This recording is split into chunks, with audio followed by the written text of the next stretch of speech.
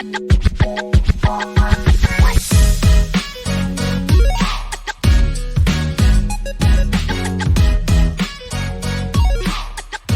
there, it's Emma, and welcome to Sax Bites, the 5-minute saxophone lesson podcast. Today, we're talking about something that annoys every single saxophone player in the world. It annoys all of us, and it is squeaking. Okay, so if you are a saxophone student or if you are a teacher of students that squeaks a lot, listen up to today's episode. The first thing I want to start with is squeaking is completely normal. And I just wish I could give all of my students that get frustrated and struggle with squeaking a big hug and let them know, so they truly know and feel it, that squeaking is normal. It happens and we just got to get through it, okay? Because saxophones can feel your fear and they will squeak more if you're worried about squeaking. So with squeaking, we've got to kind of figure out what's causing it, because there are a number of different things that can cause squeaking on the saxophone. But for whatever it is, there's kind of the same process that you can work through.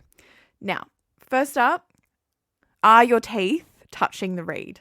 Because that is a question I've posed to many beginners who have insisted that their teeth are not touching the reed, and I've had a good look and I've figured out actually they are. So if you're a beginner listening to this, or if you're a teacher of beginners and the squeaking just doesn't stop, let's just make sure we're rolling that bottom lip to make a nice cushion for the reed and we're not letting our teeth touch the reed, okay?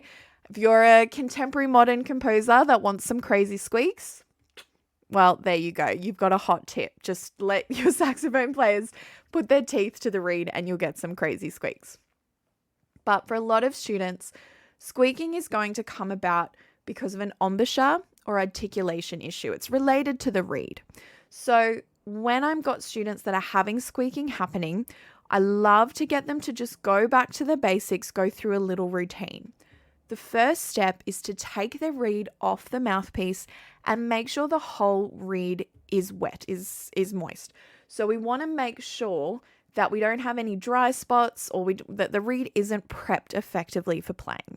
So take the reed off the mouthpiece, make sure it's wet, pop the reed back on. Once you've done that, take your favorite note, any note you like, nothing too high or too low, just something around the middle of the range of the saxophone. And I want you to first hold a sustained note, tongue it and then sustain for the entire length of one breath. Then you're going to do that again, but you are going to play tongued crotchets for the entire length of one breath. Literally just ta, ta, ta, ta. And what you're listening for is the squeaking still happening? Is it coming back? Is it happening right as my tongue touches the reed? Or is it happening towards the end of the note? Is it happening when I don't tongue, when I'm just sustaining air? Because that's going to give you a lot of troubleshooting information. For 99% of the time, what I experience a lot of the time is it's actually related to tonguing. So in this case, you then want to go to some tonguing exercises like we've talked about in other episodes, where you're actually refining the movement of the tongue. We're checking that the center of the tongue isn't too low in the mouth. We're not creating a very dipped tongue shape. And the tip of our tongue is moving as minimal as possible, just one teensy little taste bud, one tiny little tip of the tongue touching the reed. When we do that and we go back to refining that tonguing pattern, a lot of the squeaking can go away. But there's one last thing we need to do in our method. We need to check our throat position. Because some squeaking can happen because the back of our throat is set up in a position that isn't really conducive to our best possible sound. So in that case, it's good to go through the different vowel sounds, R, E, I, O, U, work through the vowel sounds and go to our optimal vowel sound. So we want to go to that R sound, relaxed, open, flowing at the back of the throat.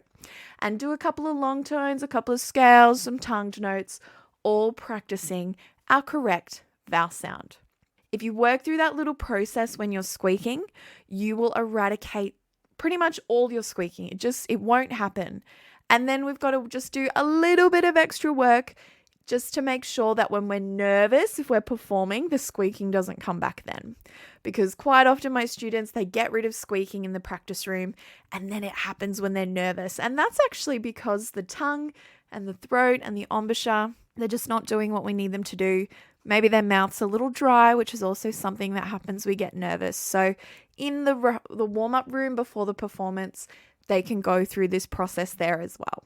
But it takes time. You gotta be patient with squeaks. You gotta trust the process and try out that little routine. Okay, let me know how you go. If you have students that are squeaking and have more questions, feel free to send those through to me. But until next time, this has been Sax Bites, the 5-minute saxophone lesson podcast. Bye-bye.